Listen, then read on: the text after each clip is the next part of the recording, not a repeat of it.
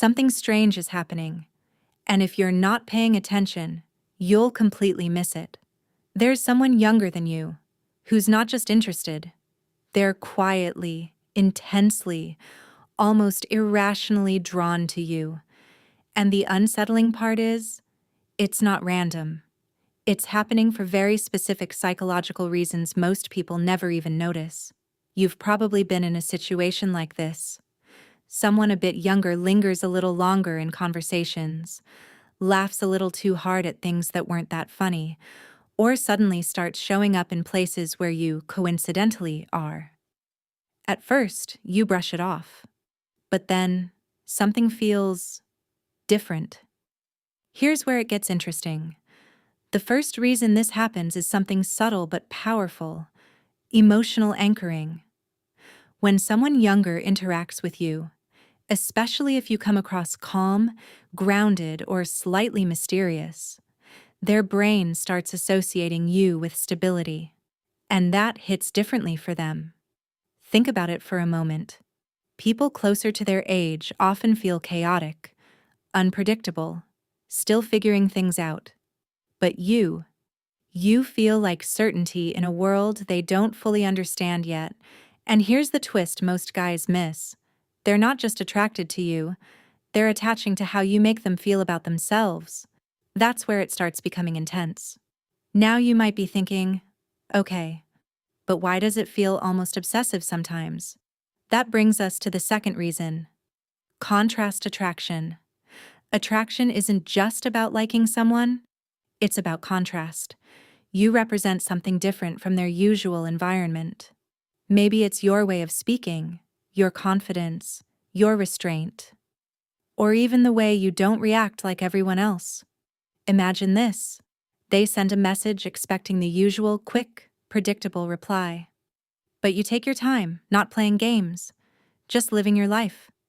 That small delay, it creates tension, and tension fuels curiosity. Curiosity turns into focus. Focus slowly turns into fixation. Did you notice that pattern?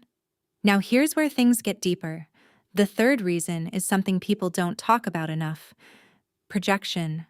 Sometimes they're not just seeing you, they're seeing a version of who they want to become or be with. You become a symbol. Not intentionally, but psychologically. You say something simple, and they replay it later.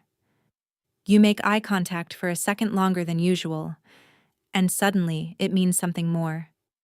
In public, they might act casual, but in private, especially over text, the tone shifts. Messages get longer, more emotional, slightly more revealing. That gap between public and private behavior, that's not accidental. It's where their real feelings start leaking out.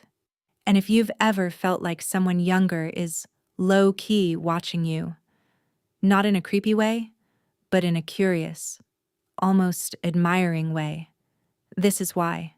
But wait, this next one changes everything. The fourth reason is psychological safety mixed with risk. Sounds contradictory, right? That's exactly why it works. You feel safe, but also slightly out of reach. And that combination is addictive. Too safe? They get bored. Too risky? They pull away. But you sit right in the middle. You're approachable, but not easily predictable. You're kind, but not overly available. That balance creates emotional tension they can't resolve easily. And unresolved tension keeps people hooked. Think about a moment like this. You're talking, everything feels normal, then suddenly there's a pause, a look, something unspoken, and in that tiny moment, something shifts. That's not accidental. That's the mind trying to process feelings it wasn't expecting. Now here's the part that most people completely overlook. And honestly, this is where it becomes almost unfair if you understand it. The fifth reason is identity validation. At a certain stage in life, people are trying to figure out who they are. And when someone like you gives them attention, even subtly, it validates something deep inside them. It tells them, I'm interesting enough. I'm seen. I matter. And once that connection forms, it's no longer just attraction. It becomes emotional investment. That's why sometimes even small interactions with you feel big to them. A simple compliment, a short conversation, even the way you say their name. It sticks, longer than you think. But here's where you need to be careful. Because while all of this can feel flattering, even exciting, there's a responsibility that comes with it. Emotional dynamics like this can get intense quickly, and if you're unaware, you can unintentionally lead someone into something deeper than you ever intended. So pause for a second. Think about the last interaction you had like this. The eye contact, the subtle energy, the way they looked at you when they thought you weren't noticing. Did you notice it? Because once you start seeing these patterns, you can't unsee them. And the real question becomes, what are you going to do with that awareness? Some people ignore it, some play into it, and some understand it, respect it, and handle it with clarity. Because attraction isn't just about chemistry, it's about psychology, timing, and emotional perception, layered in ways most people never fully grasp. And once you truly understand why someone younger might be madly drawn to you, you stop guessing and start seeing the hidden signals for what they really are.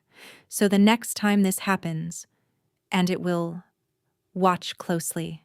The pauses will feel longer, the conversations will carry more weight, and the unspoken moments will say everything. Once you notice these patterns in real life, you'll never see human behavior the same way again. Subscribe for more insights.